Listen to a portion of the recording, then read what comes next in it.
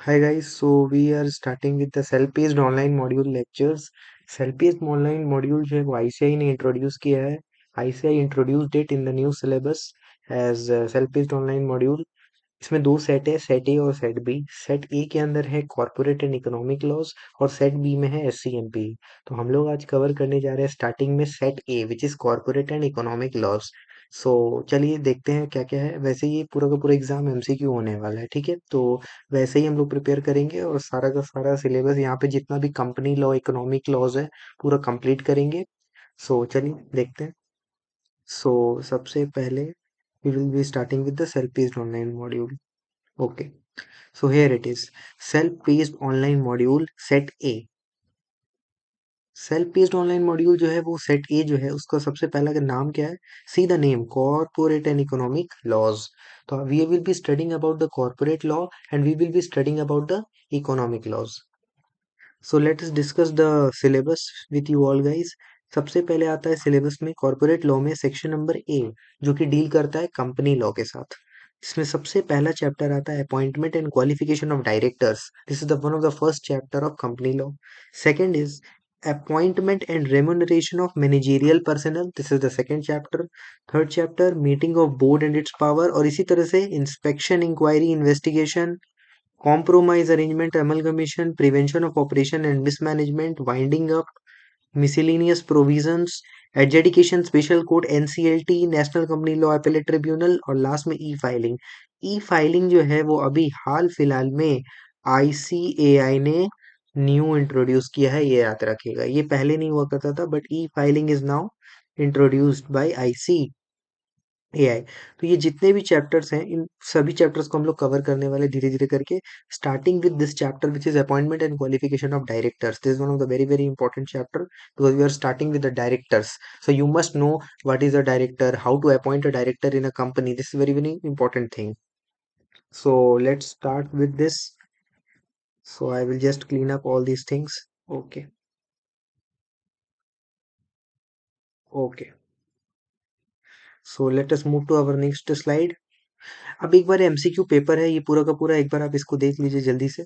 पूरा का पूरा ये MCQ पेपर होने वाला है, पूरा का पूरा. ये पूरा का पूरा केस सिनेरियो बेस्ड सब्जेक्ट जो है, मतलब केस सिनेरियो जो MCQ का पेपर है वो भी इसमें इंक्लूडेड है. जो आपको MCQ पूछा जाएगा उसमें केस स्टडी बेस्ड भी क्वेश्चन रहने वाला है और इसमें MCQs ही रहने वाले हैं. इसमें कोई नेगेटिव मार्किंग नहीं है, ठीक है. तो हमने जो पहले आपको दिखाया था ये आपका कौन सा था, ये आपका corporate law section number A था. जिसमें आपके पास कितने चैप्टर है total, how many chapter, there are total 10 chapters in company law. But अगर हम लोग बात करें सेक्शन बी की विच इज सिक्योरिटी लॉ, उसमें कितने चैप्टर हैं. चैप्टर 11 में आता है सबसे पहले आपका SEBI 1992, SEBI LODR 2015, SEBI ICDR 2018, SEBI SAST 2011 और सेबी पीआईटी रेगुलेशन 2015. तो basically there are four things and this SEBI also. तो अगर हम इन पांचों को कवर कर लें तो हमारा सिक्योरिटीज लॉ कवर हो जाएगा. उसके बाद थर्ड में आते हैं.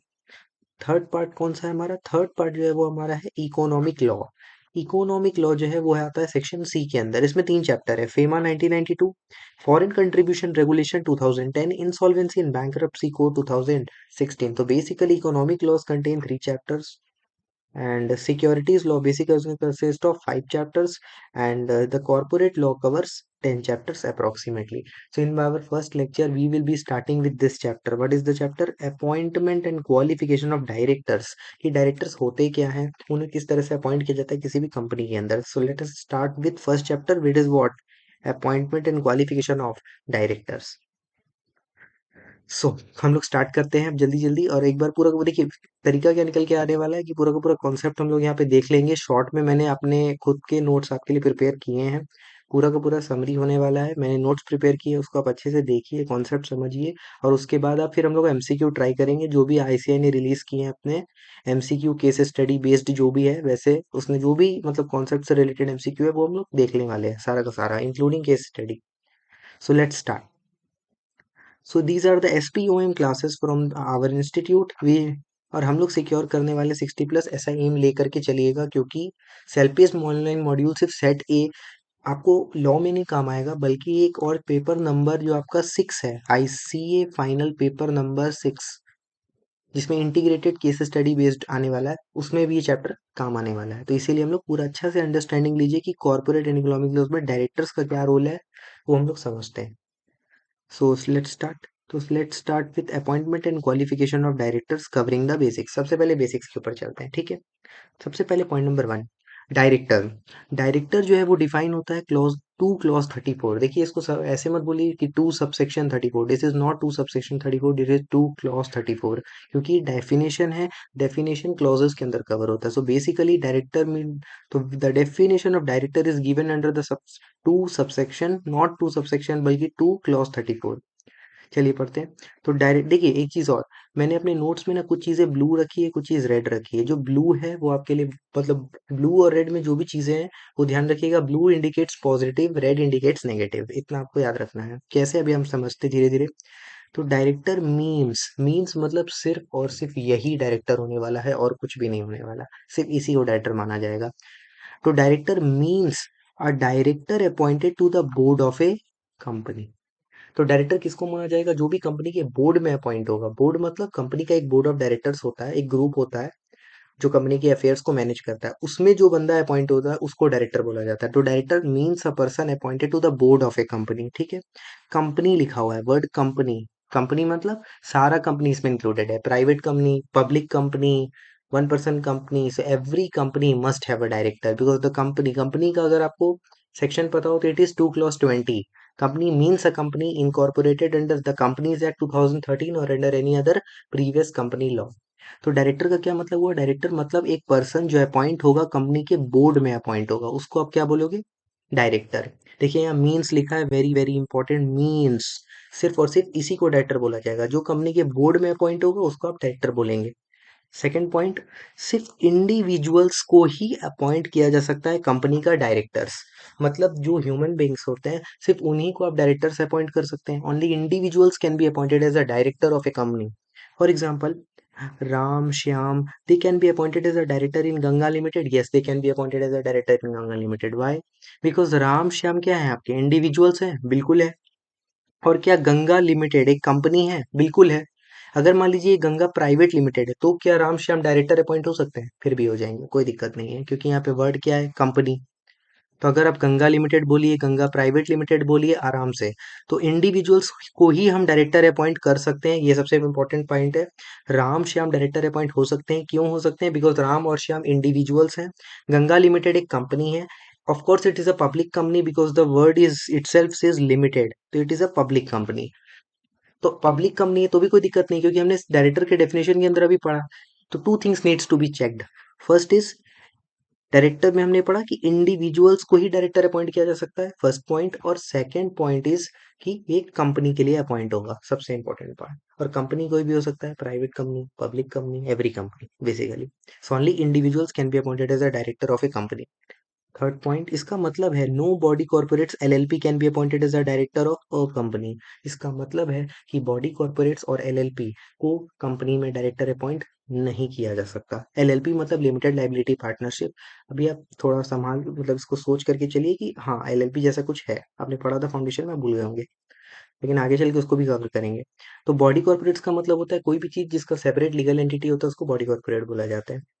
तो बॉडी कॉर्पोरेट हो गया, एलएलपी हो गया, इनको डायरेक्टर अपॉइंट किया जा सकता है क्या, नहीं किया जा सकता। देखिए लिखा है नो, नो बॉडी कॉर्पोरेट और LLP can be appointed as a director of a company. किसको डायरेक्टर अपॉइंट किया जा सकता है, सिर्फ इंडिविजुअल्स को ही डायरेक्टर अपॉइंट किया जा सकता है, ठीक है।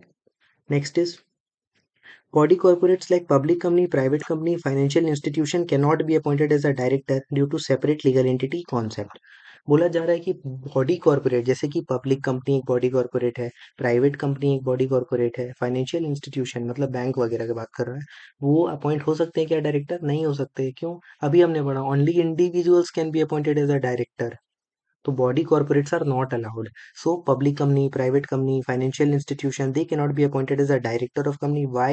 Due to separate legal entity। ये separate legal entity होता है, इसीलिए डायरेक्टर अपॉइंट नहीं हो सकता। कौन अपॉइंट हो सकता है, सिर्फ और सिर्फ इंडिविजुअल ही कंपनी में डायरेक्टर अपॉइंट हो सकता है। कंपनी कोई भी हो सकता है, प्राइवेट, पब्लिक, वन पर्सन, कोई भी, but director must be individual. आगे, एनआरआई, नॉन रेसिडेंशियल इंडियंस, यानी कि फॉरेन जो नेशनल्स होते हैं, फॉरेन के लोग होते हैं, क्या वो भी डायरेक्टर अपॉइंट हो सकते हैं, हाँ हो सकते हैं, कोई भी दिक्कत नहीं है इसमें। आगे छठा नंबर पॉइंट पढ़िए। There is no age limit for the appointment of directors but minor के not be appointed as a director of company as they don't have DIN, that is director identification number. बोल रहा है director appoint होने के लिए आपके लिए कोई एज लिमिट नहीं होती है, बट माइनर्स को डायरेक्टर अपॉइंट नहीं किया जा सकता। माइनर मतलब जो 18 से लेस देन 18 ईयर्स ओल्ड है, उसको आप डायरेक्टर अपॉइंट नहीं कर सकते। क्यों? क्योंकि लेस देन 18 ईयर ओल्ड है तो आपके पास DIN नंबर नहीं होगा। DIN मतलब director identification number. This is very very important thing. Director identification number से पता चलता है कि आप उस कंपनी में डायरेक्टर है। जैसे कि आपके क्लास में आपके रोल नंबर से पता चलता है कि आप कौन से स्टूडेंट है और आपको कहाँ बैठना है, वैसे ही डायरेक्टर्स को आइडेंटिफाई करने के लिए कंपनी में DIN नंबर अलॉट होता है। वो नंबर सिर्फ एक ऐसे पर्सन को अलॉट हो सकता है जो कि माइनर ना हो। इसीलिए लिखा है कि डायरेक्टर बनना है, कोई एज लिमिट नहीं है, बट माइनर जो कि लेस देन 18 ईयर ओल्ड है वो डायरेक्टर नहीं बन सकता। माइनर का मतलब क्या होता है? देखिए यहाँ लिखा है माइनर। माइनर का मतलब होता है लेस देन 18। लेस देन 18 जो है वो डायरेक्टर नहीं बन सकता। सातवां पॉइंट पढ़िए। In short directors are collectively the person who direct, manage, supervise and control the affairs of the company in the form of board of directors. तो short में अगर हम लोग बोलना चाहे तो डायरेक्टर्स मतलब, डायरेक्टर्स का क्विक रिवीजन करिए कि डायरेक्टर्स कलेक्टिवली उन लोगों को कहा जाता है जो कंपनी के डे टू डे अफेयर्स, जो भी कंपनी का मैनेजमेंट है, डे टू डे मैनेजमेंट उसको कंट्रोल करता है, उसको हम लोग डायरेक्टर्स बोलते हैं। एक बार स्टार्टिंग से हम लोग उसको पूरा पूरा रिवाइज कर लेते हैं जल्दी से। तो director means a director appointed to the board of a company. Director किसको बोला जाएगा? जो कंपनी के बोर्ड में अपॉइंट होगा। सेकंड पॉइंट, सिर्फ इंडिविजुअल्स को ही डायरेक्टर अपॉइंट किया जा सकता है। Body corporates LLP they are not considered as a director of the company. It is very very important. Body corporates LLP not allowed. Body corporates include private company, public company, financial institutions, they cannot be appointed as a director of a company. Company मतलब सब company, private, public, one person, हर company में director का जरूरत है। Non resident और foreign nationals को भी डायरेक्टर अपॉइंट किया जा सकता है। कोई एज लिमिट नहीं है, but minor person director appoint नहीं हो सकता। अगर माइनर पर्सन नहीं किया जा सकता, बट अगर माइनर से ऊपर जो भी है, मतलब मोर देन 18 ईयर ओल्ड जो है वो डायरेक्टर बन सकता है। क्योंकि माइनर के पास DIN नंबर नहीं होगा, इसीलिए वो डायरेक्टर नहीं बन सकता। और डायरेक्टर्स सेलेक्टिवली वो पर्सन होते हैं जो डायरेक्ट करते हैं, मैनेज करते हैं, कंट्रोल करते हैं जो भी कंपनी का अफेयर्स है, यानी कि डे टू डे मैनेजमेंट है, इन the form of BOD। Board of directors का एक संगठन बनता है जो कंपनी को कंट्रोल करते हैं। ये हो गया डायरेक्टर्स। आगे, directors are described as agent, trustee, officer, officer in default by various court over the period of time by the court of law. Directors को बहुत सारा जो है उपाधि दिया गया है। जैसे डायरेक्टर्स एजेंट की तरह काम करते हैं, ट्रस्टी की तरह काम करते हैं, ऑफिसर की तरह काम करते हैं, ऑफिसर इन डिफॉल्ट की तरह काम करते हैं। ठीक है। सबसे पहला पॉइंट है डायरेक्टर एजेंट की तरह कैसे काम करते हैं वो देखिए। सो बेसिकली इन सिंपल, जैसे कि आपको पता होगा एजेंसी, कॉन्ट्रैक्ट ऑफ एजेंसी एक होता है। कॉन्ट्रैक्ट ऑफ एजेंसी में एक प्रिंसिपल एजेंसी का कॉन्सेप्ट आता है कि आप अपने प्रिंसिपल के लिए काम करते हैं। बेसिकली आप अपने मालिक के लिए काम करते हैं। उसी तरह से लिखा है डायरेक्टर्स जो हैं, बेसिकली देखिए डायरेक्टर्स जो है कंपनी के लिए अलॉट होते हैं, तो वो कंपनी के लिए काम करते हैं। तो कंपनी के नाम पे काम कर सकते हैं, कंपनी के बिहाफ पे काम कर सकते हैं, बट अपने नाम पे वो काम नहीं कर सकते। वही लिखा है यहाँ पे, directors can enter into contracts. आप कॉन्ट्रैक्ट कर सकते हैं। क्यों? कोई भी कंपनी को पास जो भी कॉन्ट्रैक्ट आता है कि कुछ सप्लाई करना है, कोई रॉ मटेरियल सप्लाई करना है, तो उसके लिए डायरेक्टर्स कॉन्ट्रैक्ट कर सकते हैं, but in the name of company और on the behalf of company they can do contracts, but director खुद के नाम पे कॉन्ट्रैक्ट नहीं कर सकते।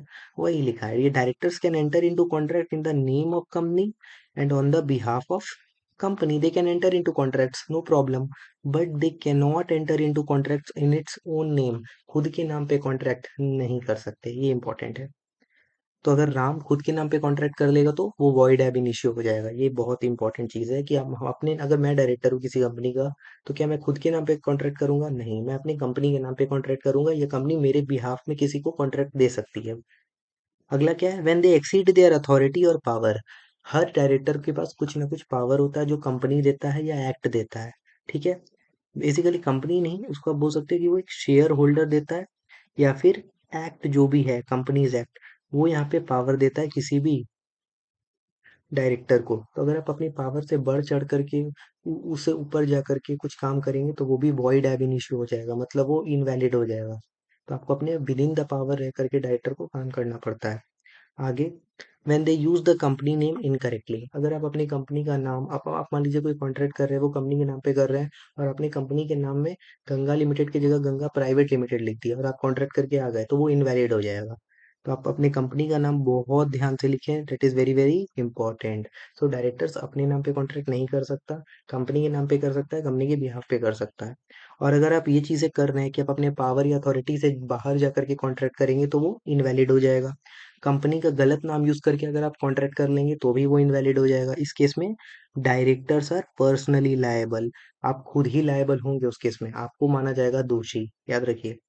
आगे, when the contract is signed in such a way that the signing person is principal or agent is still unclear, जब contract आप कर रहा है डायरेक्टर, लेकिन उसको पता ही नहीं चल रहा है कि कॉन्ट्रैक्ट तो हो गया, लेकिन ये पता ही नहीं चला कि जिसने भी साइन किया वो प्रिंसिपल की तरह काम कर रहा था या एजेंट की तरह, मालिक की तरह या नौकर की तरह, पता ही नहीं चल रहा है। तो इस केस में क्या माना जाएगा कि आपने जो कॉन्ट्रैक्ट किया है वो इनवैलिड है, और इस केस में डायरेक्टर्स को पर्सनली लायबल माना जाता है। It means they are responsible for this, जो भी इन्होंने कारनामा कर दिया है, कॉन्ट्रैक्ट कर दिया है, और ये कॉन्ट्रैक्ट के ऊपर कौन दोषी पाया जाएगा? डायरेक्टर। अगला पॉइंट है, हमने पहले पढ़ा डायरेक्टर एज एजेंट, जब डायरेक्टर एजेंट की तरह काम करता है। अब हम लोग पढ़ेंगे डायरेक्टर ट्रस्टी की तरह कब कब काम कर सकता है। तो पढ़ते हैं डायरेक्टर एज ट्रस्टी। लिखा है, directors are considered as trustees of company assets. देखिए, कंपनी के पास बहुत सारे एसेट्स होते हैं, आपने बैलेंस शीट पढ़ा हुआ शेड्यूल 3 का, तो उसमें कंपनी के पास बहुत सारे एसेट्स होते हैं। उन सारे के सारे एसेट्स को होल्ड करता है ये कंपनी, तो उसको संभालती है डायरेक्टर्स की एक टीम। डायरेक्टर्स ट्रस्टी माने जाते हैं कि वो कंपनी के एसेट्स का ध्यान रखते हैं, और they act in good faith for the company and all the share holders. वो कंपनी के गुड फेथ के लिए काम करते हैं, सारे के सारे जितने भी शेयर होल्डर्स हैं उनके लिए काम करते हैं। आगे, director can be held personally liable if it is misappropriated by them as trustee, अगर ट्रस्टी होकर के वो गलत इस्तेमाल करेंगे जो भी कंपनी के एसेट्स है उसका, तो उस केस में they will be personally liable, यानी कि उनके पर्सनल एसेट्स को भी सोल्ड किया जा सकता है। तो ध्यान रखिए कि कंपनी के एसेट्स का सही इस्तेमाल किया जाए। They are not misappropriated by the director, that is very very important. आगे, तो हमने दो चीज पढ़ लिया, director by agency, director as trustee. अब हम लोग पढ़ेंगे डायरेक्टर एज ऑफिसर। देखिए, टेक्सन नंबर 2 क्लॉज 59 जो है वो यहाँ पे ऑफिसर का डेफिनेशन देता है। ऑफिसर इंक्लूड, इंक्लूड का मतलब होता है ये तो कवर होगा ही होगा, अगर कुछ और आएगा कल को तो वो भी कवर हो जाएगा। तो ऑफिसर में इंक्लूड किया जाता है एनी डायरेक्टर, डायरेक्टर को कंपनी का ऑफिसर माना जाता है, माना जाता है। मैनेजर, जो कंपनी का मैनेजर है उसको भी ऑफिसर माना जाता है। की मैनेजेरियल पर्सनल जो होते हैं उनको भी कंपनी का क्या माना जाता है? ऑफिसर माना जाता है। और कोई और person in accordance with whose direction or instruction the board of director or any one or more of the director is accustomed to act। इसका मतलब है कि ऑफिसर किसको माना जा रहा है? जो भी की मैनेजेरियल पर्सनल्स होते हैं कंपनी के, जैसे कि सीएस होता है, कंपनी सेक्रेटरी होता है, उसमें एक लिस्ट बताई गई कि कौन कौन से लोग की मैनेजेरियल पर्सनल्स में कवर होते हैं कंपनी के, तो उनको क्या माना जाता है? ऑफिसर। डायरेक्टर्स जो कंपनी के हैं उनको क्या माना जाता है? ऑफिसर। और कंपनी के बोर्ड ऑफ डायरेक्टर्स को जिसके इशारों पे काम करना पड़ता है, जिसके डायरेक्शंस को, मतलब जिसके डायरेक्शंस को मानना पड़ता है, जिसके इंस्ट्रक्शंस को मानना पड़ता है, उनको, उस बंदे को भी क्या माना जाएगा? Officer of the company. तो ऑफिसर हमने यहाँ पे आपको समझा दिया। तो डायरेक्टर को ऑफिसर माना जाएगा, मैनेजर को माना जाएगा, की मैनेजेरियल पर्सनल को भी माना जाएगा। की मैनेजेरियल पर्सनल को हम लोग आगे आने वाले सेक्शंस में भी कवर करेंगे, आप उसको ध्यान रखिएगा।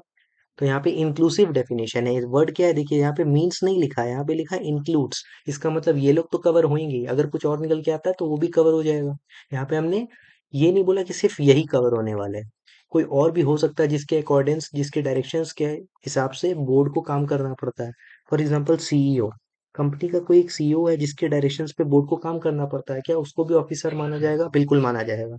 क्योंकि the board of director is accustomed, the direction or instruction the board of director or any one or more of the directors is accustomed to act।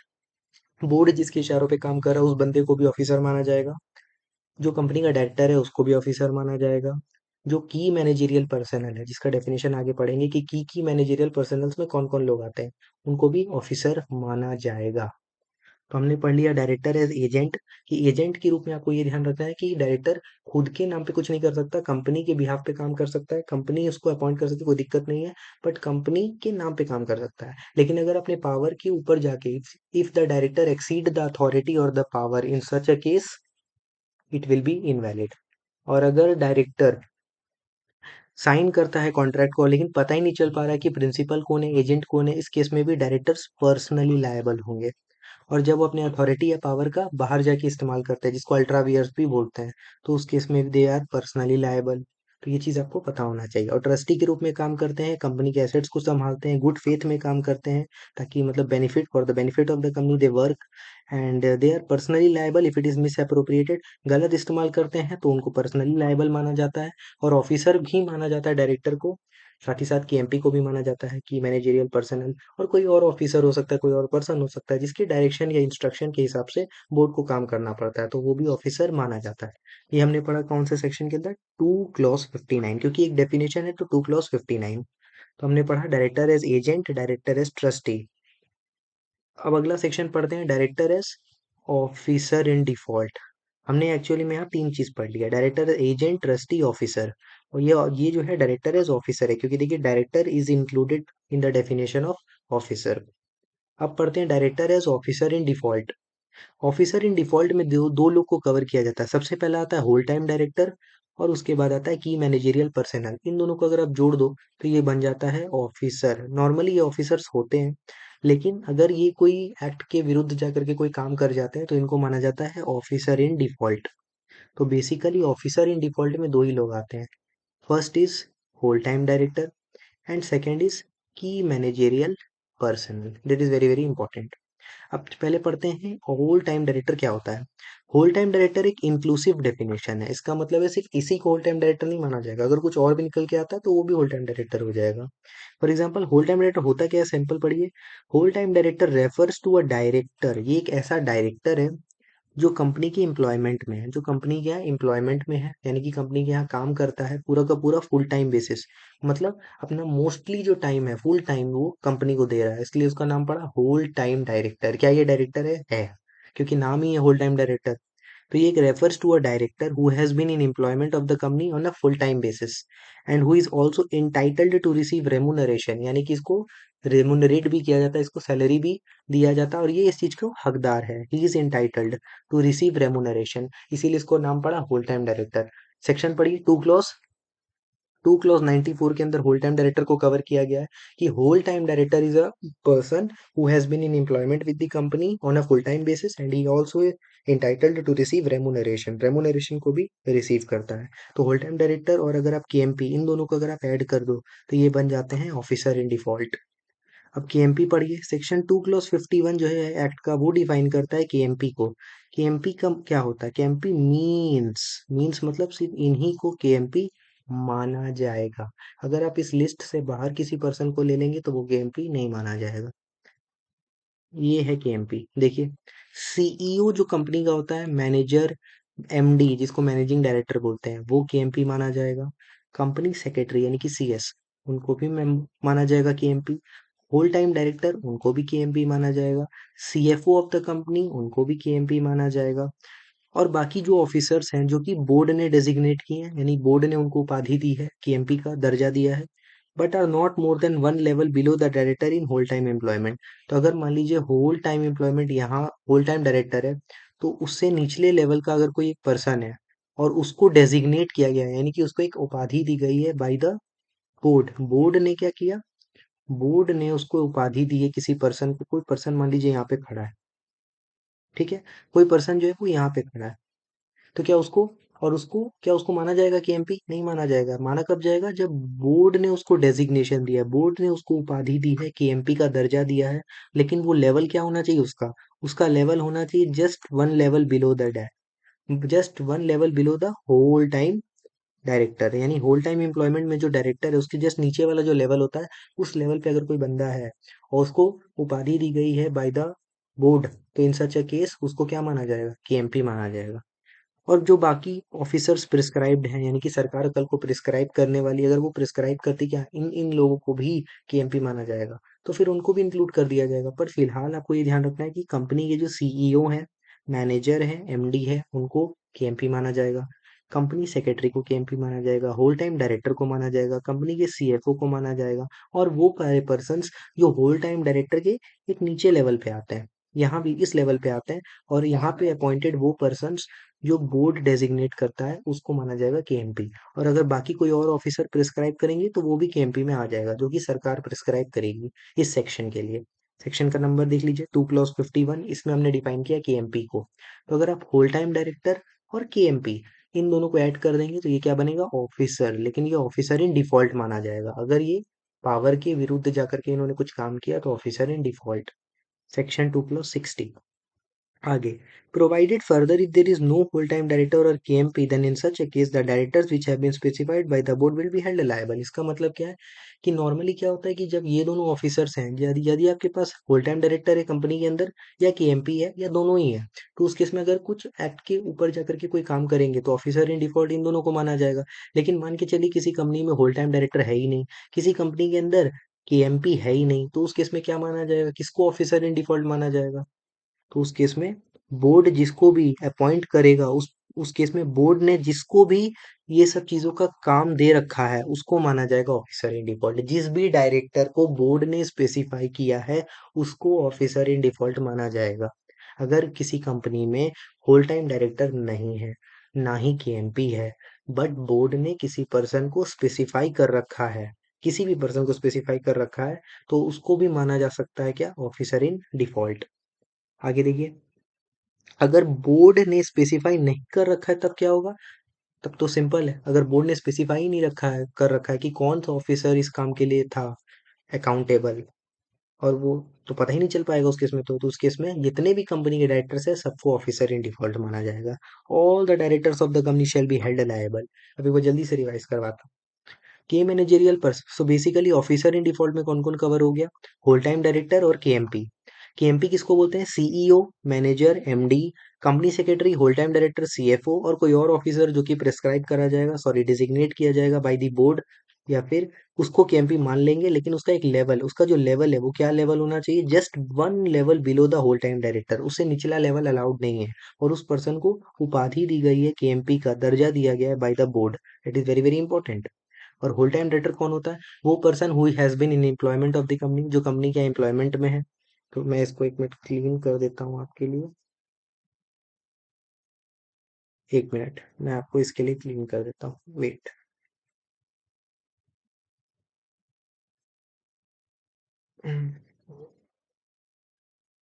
Okay,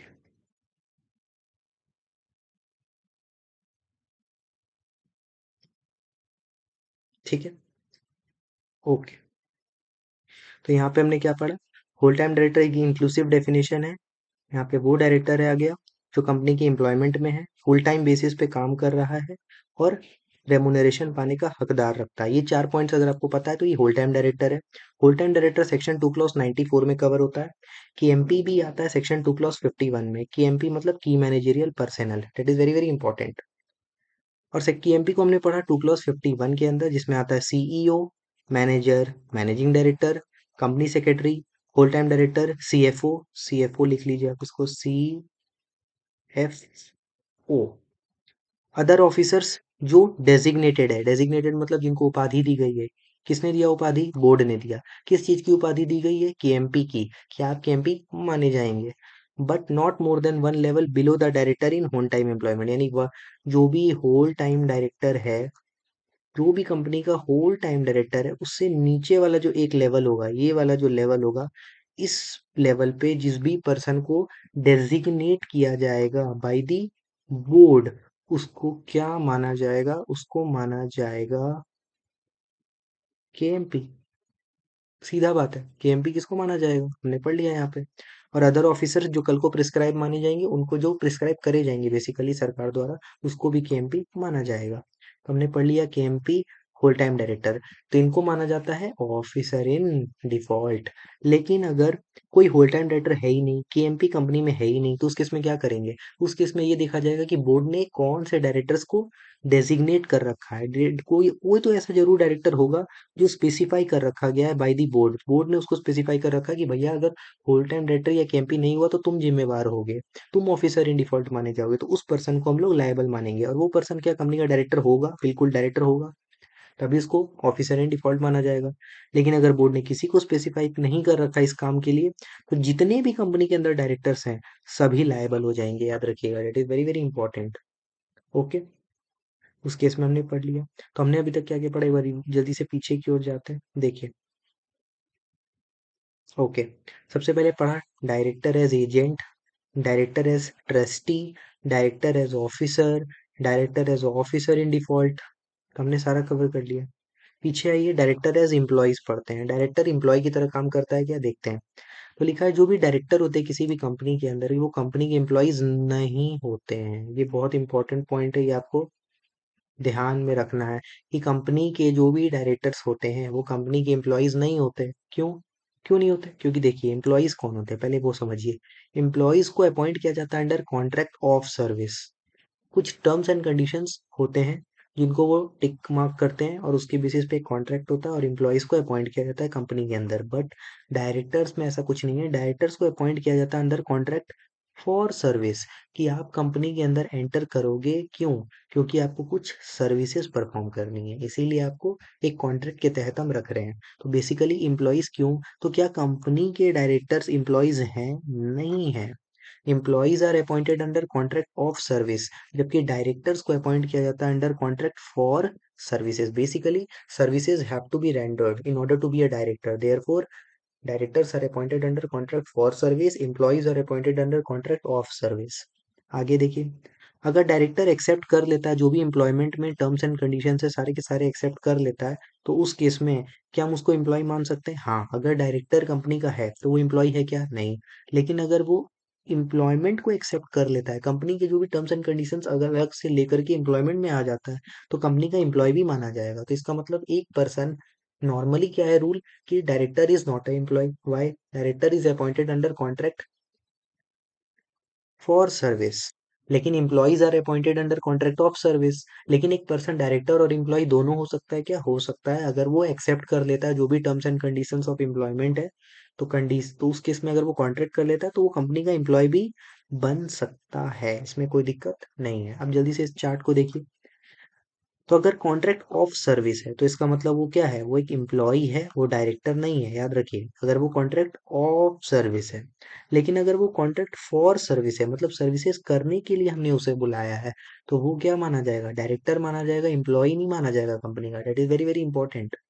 तो क्या एक पर्सन डायरेक्टर और एम्प्लॉय दोनों हो सकता है क्या? बिल्कुल हो सकता है। अगर वो पर्सन टर्म्स एंड कंडीशंस जो भी एम्प्लॉयमेंट की होती है उसको एक्सेप्ट कर लेता है, साथ ही साथ कंपनी में डायरेक्टर का भी पोजीशन को साथ में रखता है, तो उसके साथ वो क्या बन सकता है? तो उसके साथ में हम बोल सकते हैं कि भाई साहब तुम डायरेक्टर हो। यस, तुम डायरेक्टर हो। क्या तुम एक एम्प्लॉय हो? तुम एक एम्प्लॉय भी हो, तुम दोनों हो। वो पॉइंट यहाँ पे आ रहा है कि एक पर्सन जो है वो कंपनी का डायरेक्टर भी बन सकता है, एम्प्लॉय भी बन सकता है, अगर वो कंपनी में जितने भी terms and conditions of employment है उसको एक्सेप्ट कर ले, साथ ही साथ वो डायरेक्टर का पद भी संभाल के रखे, तो वो दोनों बन सकता है। तो इस लेक्चर में इतना ही है फिलहाल। जो हमने बेसिक सारा कवर कर लिया है, मैं आपको दिखा देता हूँ। बेसिक्स में ज़्यादा कुछ ऐसा होता नहीं है। ठीक है, पहले मैं इसको क्लीन कर देता हूँ। ओके।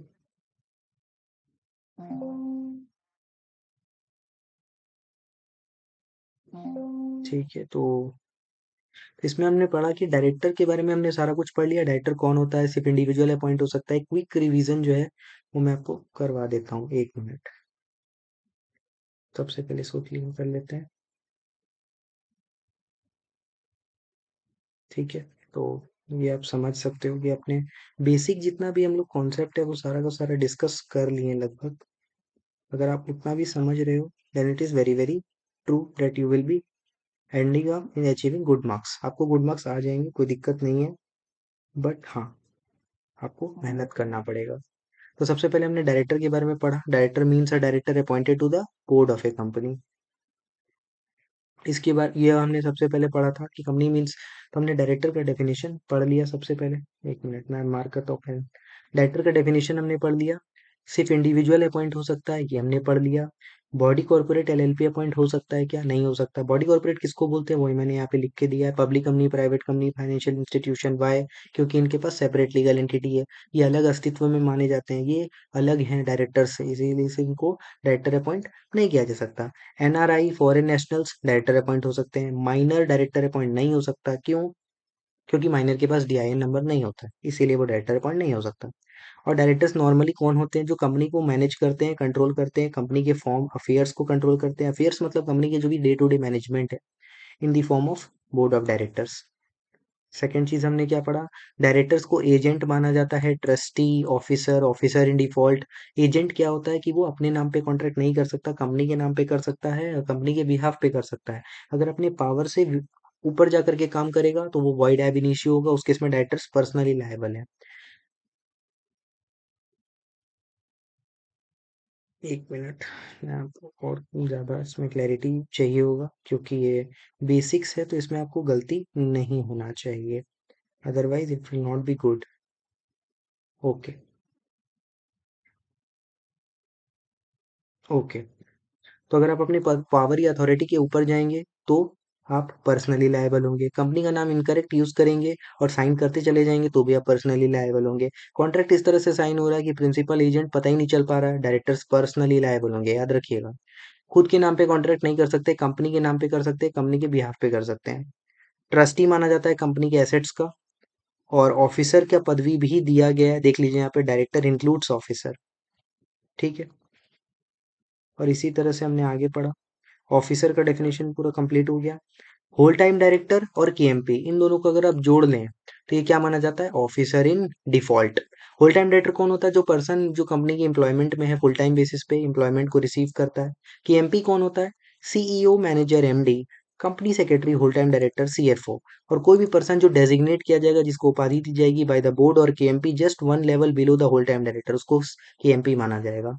अगर कोई कंपनी में केएमपी भी नहीं है और ना ही होल टाइम डायरेक्टर है, तो बोर्ड ने जिस भी पर्सन को डेजिग्नेट किया है एज अ केएमपी, उसको केएमपी माना जाएगा। लेकिन अगर कोई भी ऐसा पर्सन ही नहीं है जिसको डेजिग्नेट किया गया by the board as a KMP, then in such a case all the directors, company के जितने डायरेक्टर्स है सारे के सारे लायबल हो जाएंगे। ठीक है। आगे, कंपनी के डायरेक्टर्स के ऑफ एम्प्लॉयज होते हैं? नहीं होते, नहीं होते। क्यों? क्योंकि employees are appointed under contract of service, directors are appointed under contract for service.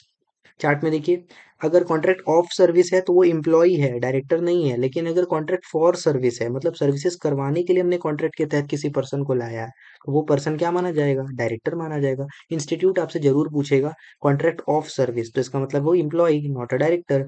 But if it is a contract for service, then it is a director, not an employee. क्या एक पर्सन दोनों हो सकता है? हो सकता है। अगर वो टर्म्स एंड कंडीशंस जो भी निकल के आता है एम्प्लॉयमेंट का उसको एक्सेप्ट कर ले, तो वो डायरेक्टर भी बन सकता है कंपनी का और एम्प्लॉय भी बन सकता है। ठीक है। तो बेसिक्स हमारा पूरा पूरा कंप्लीट हो चुका है।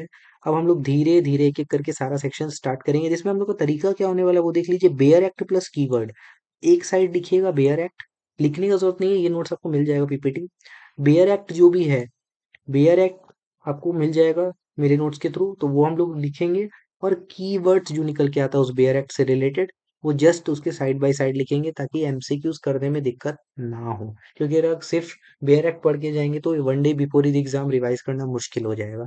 So have Bear Act on left hand side, have keywords on the right hand side, and you will enjoy the company law very well. So thank you and subscribe the channel, because self-paced online modules के lectures के notes banana it becomes really increasingly difficult for me.